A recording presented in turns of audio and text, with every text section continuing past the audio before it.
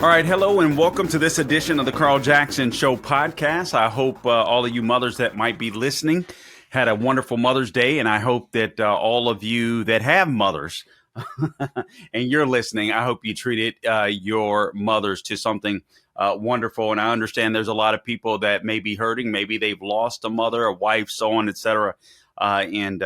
Yesterday may have been a painful day for you. And I would just pray for your comfort in these times. But wonderful mothers are a wonderful thing. I hate the fact that the left is trying to or using women to just totally eradicate and voluntarily give up the gift of motherhood. It's such a sad thing, and a lot of these ladies will be so sad and so unfulfilled as they age and grow older, and they aren't able to have children, and they're not going to realize why. But that is something that is just so crucial, not just to womanhood, but obviously to the survival of any society, of any civilization. You got to be able to birth children. All right, now, guys, it's been a big weekend. I'm going to talk about a couple of things or focus on a couple of things today. Biden, we got some news over the weekend. He has betrayed Israel in the worst way, and I will get into that in a second, and perhaps that'll be the main focus of this podcast. But before I do, I also saw this video of Fareed Zakaria of CNN.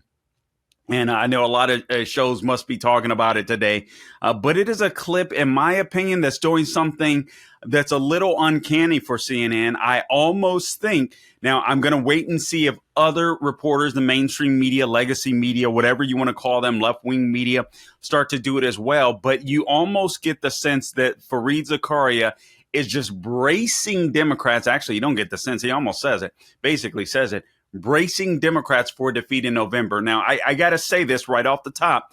Do not get lazy, conservatives. Do not think this thing is in the bag. We thought that in 2020. We thought that in 2022. So do not think that way. You better get your buns out to vote and take somebody with you. Support the candidates that you want to support, the candidates that are real conservatives. But I do want to start right off the top with playing this video. This is Fareed Zakaria of CNN. And this is about 4 minutes long. So brace yourself, but it's packed full of nuggets. So stay tuned for that. By the way, I do want to remind you before we get started that today's show is brought to you by Wealth Protection Research. At the very heart of our democracy lies a principle that we hold sacred, that is free speech. It's the cornerstone that supports every freedom that we cherish, allowing ideas to flourish, debates to ignite, and progress to be made. Without it, our pursuit of liberty, our ability to challenge, and our capacity to innovate would be severely constrained. Yet, in today's digital age, the very platform that should democratize information is being used to narrow the spectrum of ideas we're exposed to. Important discussions about our wealth, our rights, and our future are being systematically silenced or overshadowed in mainstream narratives, leaving many feeling voiceless in conversations that are crucial to our financial independence and security. This is where Wealth Protection Research steps in, armed with a mission that's never been more critical. Wealth Protection Research is not a financial advisory firm. They are defenders of free speech, committed to giving a voice to the silence in an era where dialogues about retirement, investments, and economic freedoms are increasingly censored. Wealth Protection Research is focused on ensuring that diverse, controversial, and revolutionary ideas have a platform. All right. Wealth Protection Research tirelessly seeks out the financial experts, the thought leaders, and the trailblazers who have been pushed to the margins by mainstream media and tech platforms like Facebook and Google. These are the voices that challenge the prevailing narratives, offering fresh, often contrarian perspectives on protecting and growing your wealth, especially as we navigate the uncertainties of the 2024 election by spotlighting these thinkers like Jim Rickards and Porter Stansberry. Wealth Protection Research is not just sharing financial advice. They are fostering a movement towards a more open, informed, and free society. Wealth Protection Research has created a 2024 election wealth protection report. This free report highlights the 3 best ideas for protecting and growing your money heading into the 2024 election. It contains ideas the mainstream media won't touch, and listeners can get it completely free. All you have to do is text the word ideas, IDEAS, to 76626. Text the word ideas to 76626. Plus, if you text ideas today, you'll also get a free gold investment kit from Wealth Protection Research. sponsored by Augusta Precious Metals. All right, guys. So Fareed Zakaria has given up the bag. Plus, you guys know it is Monday. Michael Cohen is going to be on the stand today in the non-disclosure agreement case. So I doubt that we'll hear any breaking news this early, but I'll be sure to dive into that and bring you that information tomorrow. But what we're talking about for now are Biden has betrayed Israel in the deepest way. Fareed Zakaria of CNN is bracing Democrats for a defeat. You had Jerry Seinfeld at Duke University. You had some college knuckleheads walk out of that commencement address. We'll talk about that for a second, but right off the bat, you had the New Jersey rally. You had the Trump New Jersey rally. 100,000 people in a small town in New Jersey. So we'll talk about that as well. Play you some video. Lawrence Taylor, NFL Hall of Famer, came out and endorsed him.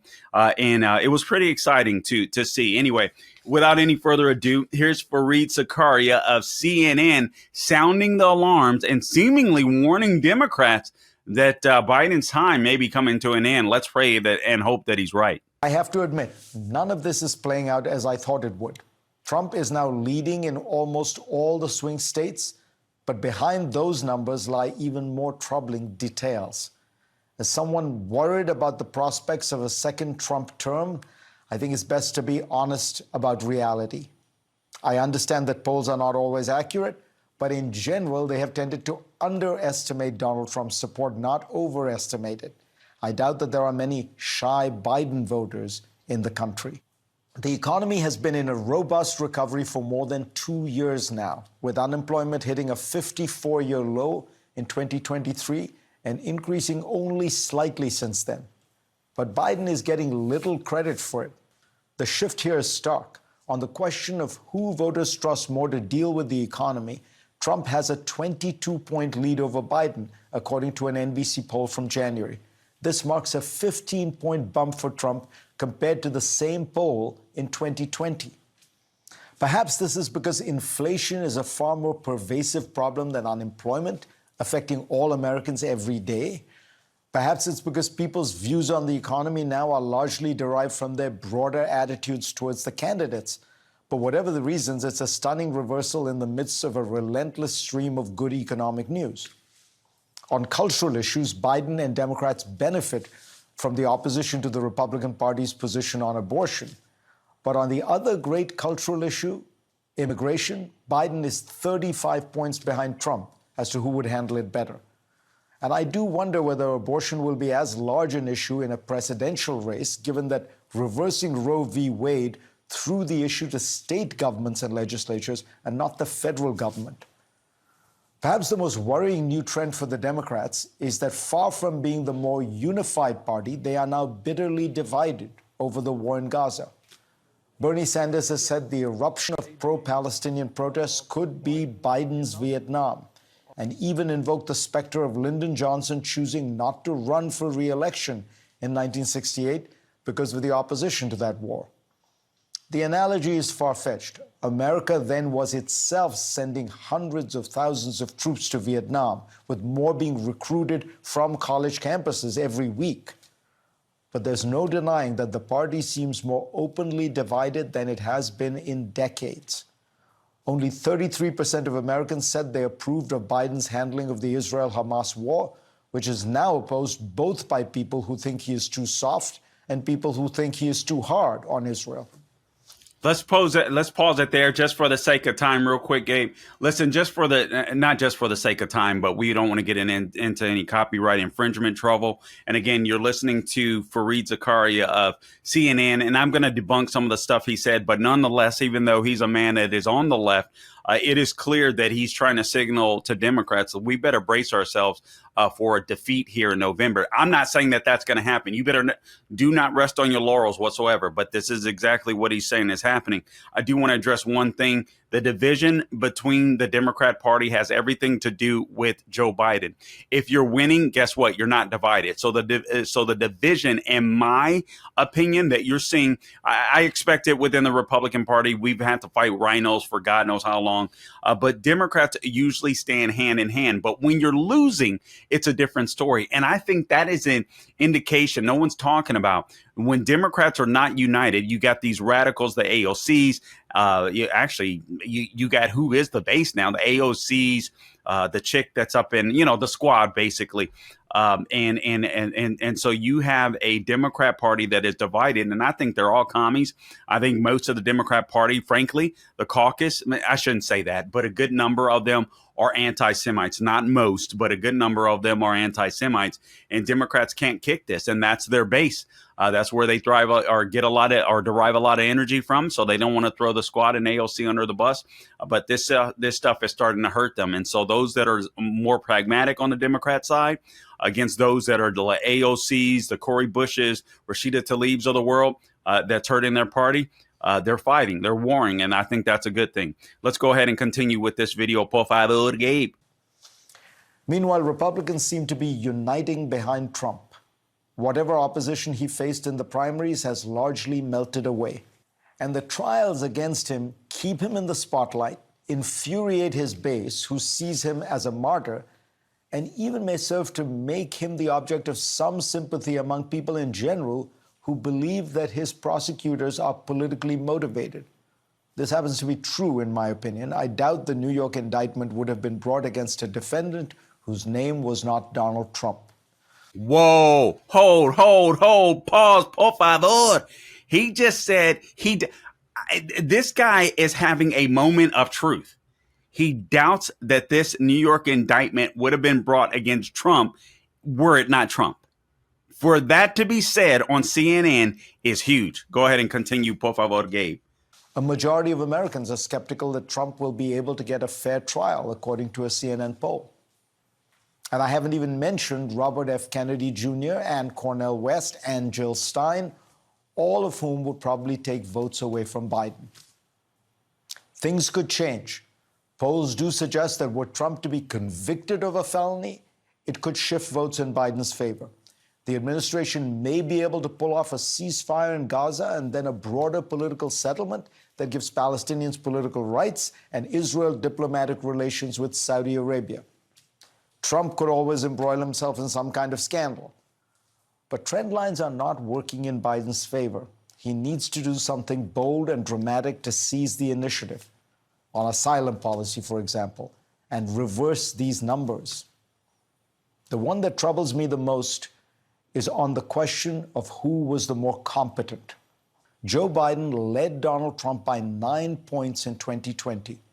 But Trump now leads by 16 points in January 2024. That 25-point shift could be a reflection of people's sense that the president's age is affecting his capacity to govern. And there's very little that Joe Biden can do now to change that. All right, there's very little that that Biden could do now to change that perception. Honestly, this video clip of Fareed Zakaria is astounding. It's astonishing to me. It's astonishing to me. I'm sorry. I'm literally have to make this business text in the middle of a podcast. Let me just say that. Okay. So this is absolutely insane to me, and it is a sign that you can't help but to. I don't think you can help but to. And let's get the videos of the rallies up there, Gabe. Whatever videos we have of that, por favor, or whatever order I put them in, I'll react to. I'll go over the videos with Gabe before the show, and sometimes I react differently. So wherever you have them, Gabe, I'll react to them. But you can't help but to look at. And guys, I'm not one of these people. I'm not the rah cheerleader for Trump. It's not to say I hate Trump. I don't. I want him to win. But I'm one of these people where I believe that you use the politicians. I never believe, and I don't care who the politician is, I never believe that the politician should be bigger than the people. I think that's where we get ourselves in a lot of trouble. But having said that, you cannot help but to look at the rally that was held in New Jersey. I heard that many people traveled over from Pennsylvania. A lot of New Jersey residents as well, perhaps some New York residents that all went to this small town in New Jersey. About 100,000 people there that they are estimating attended this rally in Wildwood, New Jersey. And this is just absolutely insane. It's almost as if the momentum is building for Donald Trump. We're going to play this video here. Actually, let's go ahead and play this video now. This is NFL Hall of Famer Lawrence Taylor with a full throttled endorsement of former President Donald Trump leading up to 2024. And again, I'm not a cheerleader for anybody, but when you see this type of momentum, I feel like we're in a position, or America's at a state now, where my sense is I don't, now listen, do not rest on your laurels. But I'm starting to feel a little more optimistic that America is ready to move beyond Joe Biden. Now, we got a lot of work to do. We know how they rigged things in 2020. We got to be careful here. But you just get this sense that America is just tired of dealing with Joe Biden and his both corrupt and incompetent administration. Let's go ahead and roll this video. This is Lawrence Taylor, New York Giant great, NFL Hall of Famer and legend. Let's go ahead and roll it, Gabe, por favor.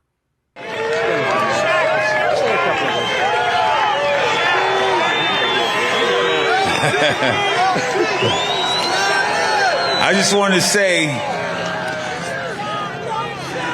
I grew up a Democrat. And I've always been a Democrat until I met this man right here. I'll tell you what. He will not have to worry about nobody in my family ever vote for a Democrat again. Okay.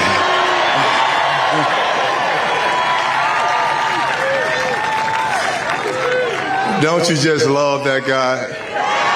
Don't you just love that guy? I tell you, it has been a very exciting day. You guys, not one person left here. You're still here yelling and screaming. So my word is, Wildwood, are you in the house? I can't hear you. Wildwood, are you in the house? Thank you guys for all your support. And how about a great shout out for Metro Exhibits, baby? We made it all happen, all because of you. Thank you. I'll see you guys on the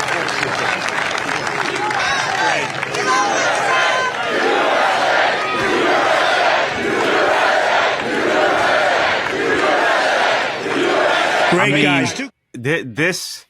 The momentum is starting to build. It's undeniable. Again, you guys know me. I'm not this cheerleader, but that you don't see this stuff. This guy is still like a rock star. And honestly, it wasn't even there. I don't believe it was there initially when Trump started running. But I really believe that people are so fed up with what they're seeing and being totally gaslit. Let me just recant some of the things that Fareed Zakaria said real quickly here. And that is this, just a couple of things that he mentioned. He said he was concerned because there are these polls now that exist that show, if I recall correctly, Trump leading in the swing states, whereas, where Biden had a lead and Biden had a sizable lead when it came to national polling. That isn't the case this time around. And what Fareed Zakaria feared was that the polling is inaccurate, but not in the sense that that would give him comfort. He was saying that he believes that there are a bunch of shy Trump voters that just aren't responding to the polls. And so he feels that the polls might be underperforming, if you will, in a sense.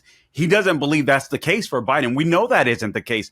There isn't any enthusiasm for Joe Biden. There wasn't any enthusiasm for Joe Biden in 2020. What there was this built up hatred for Donald Trump. But now that you get to experience Democrat policies almost in full effect at the helm of a Joe Biden, and this is where I get frustrated with Republicans, because they should not only be talking about Joe Biden as a bad president, but Joe Biden's policies are the Democrat Party's policies. Joe Biden was just dumb enough to go full throttle on absolutely everything.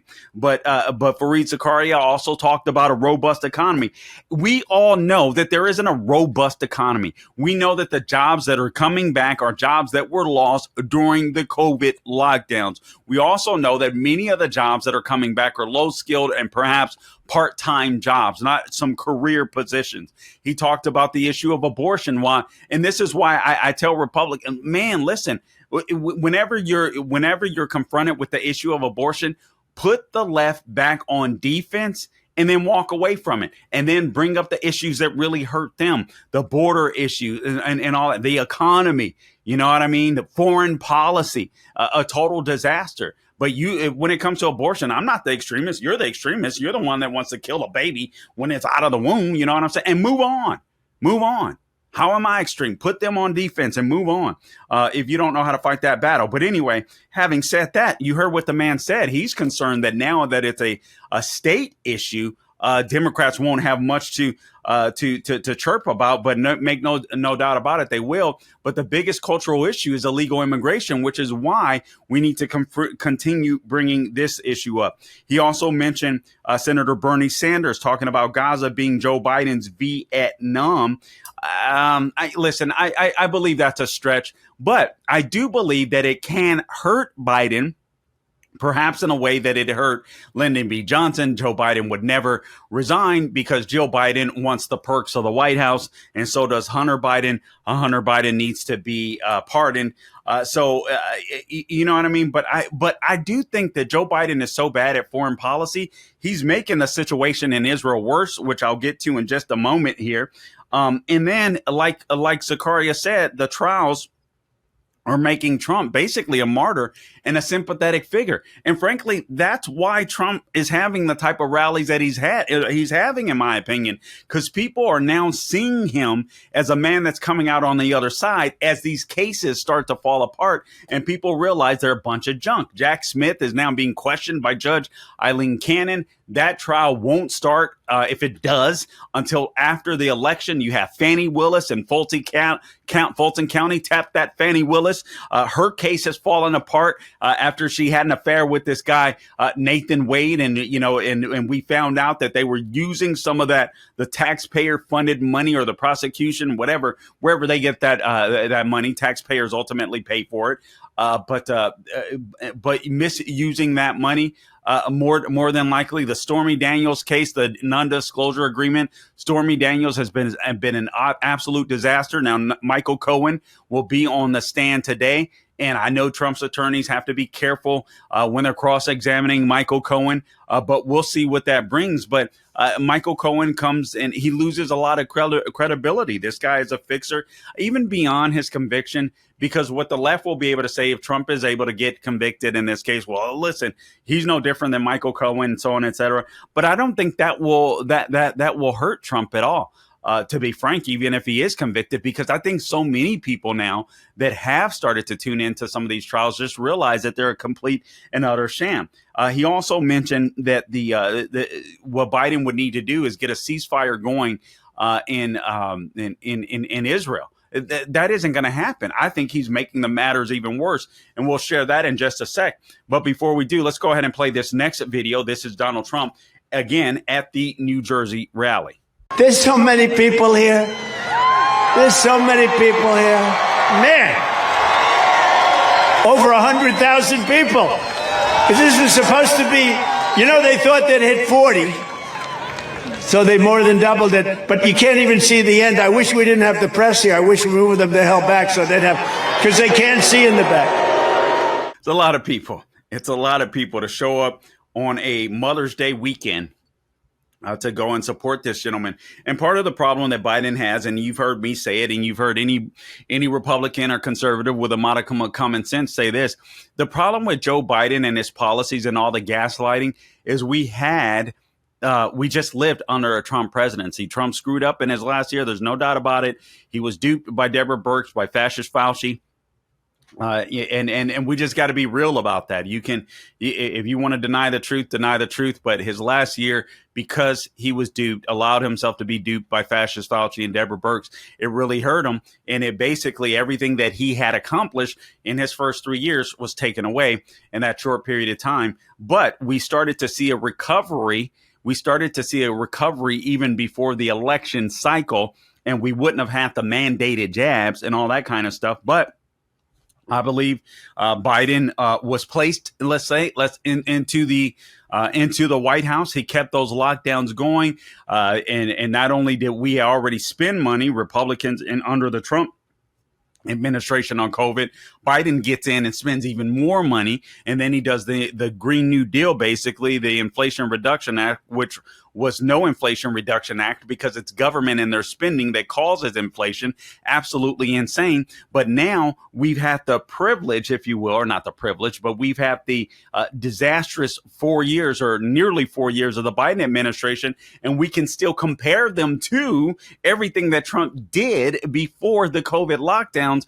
And people are just saying, man, things weren't, as much as I, may dislike Trump and stuff like that, it wasn't like this. I didn't have to worry about it. At least not, I couldn't afford, at least I could afford my rent. At least gas was cheaper. At least groceries were cheaper. And because you have that back to back, one president to another, it was really dumb for Joe Biden to go for the gusto. But the truth of the matter is, and I wish I had gotten this video because I really thought it was classic Trump. I thought it was one of the better parts of his speech when Trump called Joe Biden a moron and during his speech. And I really think that's good job, Trump. Sometimes I don't like the insults. Sometimes I think they're needed. Everybody in Washington, D.C. believed that Joe Biden was a moron until he became president. But everybody knew it. Everyone knew it. Even what's his name? Barack Obama. Never underestimate Joe Biden's ability to F things up, as he would say.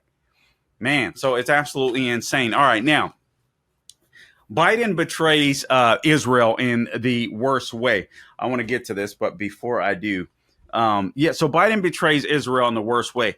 Guys, there was a report that came out, and listen, even if you feel good, bad, or indifferent about Israel going after Hamas, frankly, I want Israel to go after Hamas. I want them to kill every single one of those terrorists because they believe that America is the great Satan and Israel's the little Satan. And my feelings are if they kill them there, we don't have to worry about them here. Carl, well, what about the civilians? I'm sorry, man. That's why you don't want to go to war, because there are always going to be civilian casualties. But Israel, as we all know, they go out of their way to avoid civilian casualties to a point where I think it's detrimental, frankly, for Israel. And I don't want to see innocent people die, but I understand that when you vote for a terrorist network like Hamas, where you live, chances are they're going to commit acts of terrorism, and people are going to respond to that. People like, I don't know, Israelis, Jewish people, the IDF, they're going to respond to the terrorist attacks, and they're responding to October 7th. So here's the news that came out over the weekend. All right, so Biden, this is from PJ Media. Biden's betrayal of Israel is worse than we thought. So here's what happened. The Biden administration has been withholding. Listen to me. The Biden administration has been withholding the whereabouts of Hamas leaders and their underground command tunnels. The United States of America has intelligence on where some of the Hamas leaders are and where some of their underground tunnels are. But because Joe Biden, I guess, is allegedly placating to his extreme base, and I'm not even sure that's it. I'm not even sure that's it all in and of itself, simply because if you go back to the Biden administration, you have the same people that are in, to the Obama administration, you have the same people that are in Biden's administration administration that were in Obama's administration, and they hated Benjamin Netanyahu. My buddy Christopher Hart of the American Adversaries had a wonderful take. I was able to listen to part of his show yesterday. But basically, you know, whether you like them or not, some of the strong men in the world were Trump, Benjamin Netanyahu, Putin, even though I could care less if Putin dies. But these are the guys that are nationalists, that are fight for their countries. Xi Jinping being another one. But while we're fight, they're trying to take over the whole freaking world. But the fact of the matter is, Joe Biden is a weakling. Everyone sees it, but the left, the Democrat Party, especially the Obama and Biden administration, they hate Benjamin Netanyahu. It seems to me that they're anti-Semites. I mean, you can remember Obama had Benjamin Netanyahu. We heard the reports, read the reports back in the White House back in the day. And while he and his family went to dinner, he left Netanyahu alone. He was so upset with the guy. I mean, just absolutely insane. So now we have information on Hamas leaders and where their underground command tunnels are, you know, maybe where some hostages, maybe even the American hostages are being kept, and nothing. You know how insane that is? Imagine that it doesn't matter how you feel about Israel. You don't treat an ally like that. Who the hell would ever trust you if we needed them in a situation where we had to defend our country? If this is how you treat your only ally in the Middle East, no one is going to trust a Biden administration with foreign policy. None of our allies will. None of them will. Here's a quote from the Washington Post. The Biden administration is working urgently to stave off a full-scale Israeli invasion of Rafah. And notice how it's an Israeli invasion of Rafah, and they say is offering Israel valuable assistance if it holds back. So they'll give Israel some valuable assistance. This is from Washington Post. If they hold back, including sensitive intelligence to help the Israeli military pinpoint the location of Hamas leaders and find the group's hidden tunnels, according to 4 people familiar with the U.S. offers. Again, this according to the Washington Post, and the way they write it, it sounds pretty pleasant. It sounds fair, right? They go on to say President Biden and his senior aides have been making such offers over the last several weeks in hopes they will persuade Israel to conduct a more limited and targeted operation in the southern Gaza City, where some 1.3 million Palestinians, by the way, there's no such thing as Palestinians, are sheltering after fleeing there from other parts of Gaza under Israeli order. So Israel are the bad guys, despite the fact that they experienced their 9/11 on 10/7. Actually, it was worse than our 9/11. Israel has vowed to go into Rafah with quote unquote extreme force. And this week, Prime Minister Benjamin Netanyahu took a number of steps that raised fears at the White House that the long promised invasion could be materializing. So Biden is protecting Hamas. Why is our president, the president of the United States, protecting Hamas? He's also actively now, as we know, withholding information that could literally bring this war to an end. So he's helping Hamas, Joe Biden is. He's withholding information that could bring this war to. If this idiot didn't want this to be an issue, he would just say, hey, listen, left-wing media, I know all of you kiss my behind. So here's what we're going to do. We're going to let Israel do their thing. We're not going to report on this thing. And then we're just going to start going after Trump. This guy is a complete moron. If he wanted this to get behind him, this issue to get behind him, the best thing that he could do is stop talking about it, let Israel do their thing, and it would be over. And all these little brain dead commies on these college campuses would get over it by the fall when they actually have to find a job in the real freaking world. Insane.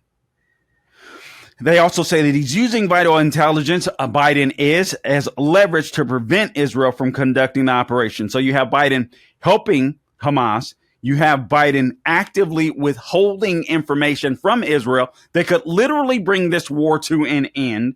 And you also you also have Biden using that intelligence as a leverage to prevent Israel from conducting the operation, which is counterproductive. Just the dumbest thing I've ever heard of. Why wouldn't you want Israel to win? I almost wonder if Biden thought in his mind he could almost prolong the war and come out smelling like and looking like a hero. But he's too dumb. He can't make that happen. And that's probably not the case. This is a guy that's more than likely the case is Biden is purely political.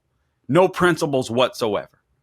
He's just purely political. He goes wherever the wind blows. No morals, no conviction, no principles, just politics. I mean, why wasn't this information shared immediately with Israel? The writer of PJ Media writes a couple of good points. This prolongs a war, exactly, what I've already mentioned, and it puts more Israeli lives at risk. And on another note, it puts more civilian lives at risk. If the Biden administration is really concerned about the civilians in Rafah, why would you prolong this war? Because Israel has got to snuff them out, whether they have our help, our intelligence or not, because they're under an existential threat. They say, we all know the reason why Joe Biden is doing all of this stuff, protecting Hamas, prolonging the war, putting Israeli lives at risk. It's because he needs to appease the anti-Semitic wing of his party if he wants to win Michigan. And I do certainly think that's part of it. Obviously, he's got to win Michigan to stay in power. But I don't think it's just that. I think these people are legitimately in the Biden administration. I think they're anti-Semites. And I think they do hate the nation state of Israel. I really do believe that. Here's what else Biden is doing. The report also stated that the Biden administration has proposed setting up large tent encampments for Palestinians to place from Rafah and has offered assistance in constructing infrastructure for humanitarian aid. Who's going to do that? U.S. soldiers? What if they're shot at? What if something happens to them? Do we get in a war with these people in Rafah? This is just this is so stupid. It's insane. Biden wants to sound or look like a humanitarian, and all he's doing is causing more damage. The writers go on, I believe this is from WAPO, saying American officials have also offered to help provide thousands of shelters so Israel can build tent cities and to help with the construction of delivery systems for food, water, and medicine so that Palestinians evacuated from Rafah can have a habitable place to live, said the official, speaking on the condition of anonymity to disclose secret diplomatic talks. Biden and his senior aides have been making such offers over the last several weeks in hopes they will persuade Israel to conduct a more limited and targeted operation in southern Gaza, where some 1.3 million Palestinians are. What a waste of money. Seriously, what a waste of money. Just let Israel finish up. Let things return to a semi-normal state without Hamas in leadership. People can get fed and all that kind of stuff. Get their water. And then they'll have Hamas that'll stop using their, the pipes that they were supposed to build, toilet and public facilities, all this kind of stuff, sewage lines and all. And they'll stop. Hamas won't be there to use those as rockets. Israel has long believed that they must enter Rafah to put an end to Hamas, but Joe Biden is using every trick at his disposal to prevent them from doing so under the guise of humanitarianism, says PJ Media. He says, I think it's obvious that Biden doesn't want Israel to win the war or eliminate Hamas. Why is that? Obviously, he doesn't want Hamas eliminated. Is it possible? This is almost a sick question. Is it possible that the Biden administration views Hamas or Israel and the Jewish people as a greater threat than they do Hamas terrorists? You have to ask. I want to play this last video for you. Unfortunately, not the video that I wanted, but it'll do the trick. Jerry Seinfeld was at Duke University, very high-level university in the United States of America. I used to call it Dookie. Always, my sister-in-law and I had this thing going on back in the day when college basketball was good. Men's college basketball was good. And, when the guys would stay for 3-4 years, you know what I'm saying? And just had real good, championship games every year after year after year. But anyway, all right, enough of me griping on that. But Jerry Seinfeld was there, gave a pleasant speech, funny speech. And you had students that decided to walk out on Jerry Seinfeld during his speech. Why did these students decide to walk out? I can only imagine because Jerry Seinfeld isn't pro-war. I can only imagine it's because they're anti-Semites. And they want to make their little stands. Here's what I'd like to know. And Gabe, let's just go ahead and roll the video. This is a short video, so you can roll it. I'm just going to talk over it. So as these people are walking out, where Jerry Seinfeld is speaking,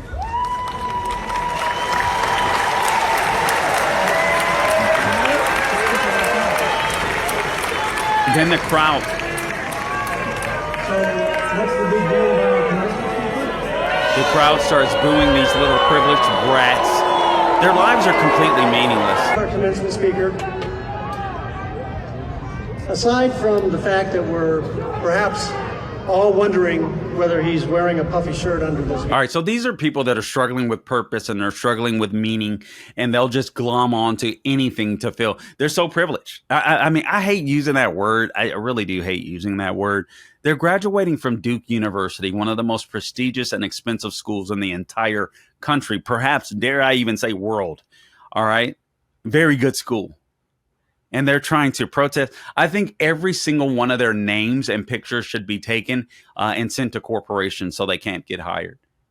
And I would be more than I would donate. I donate to a GoFundMe, Gibson, Go, whatever, to send any one of these fools to Gaza.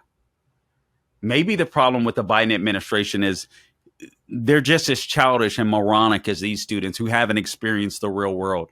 Maybe they just assume that Hamas are a safer people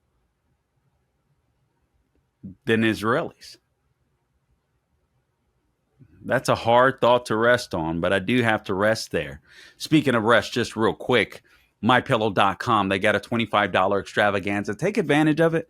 mypillow.com, Radio Podcast Square. Click on that, enter my name, Carl, or give them a call at 800-858-0263. 800-858-0263. Enter the name Carl, C-A-R-L. I don't spell it like the communist.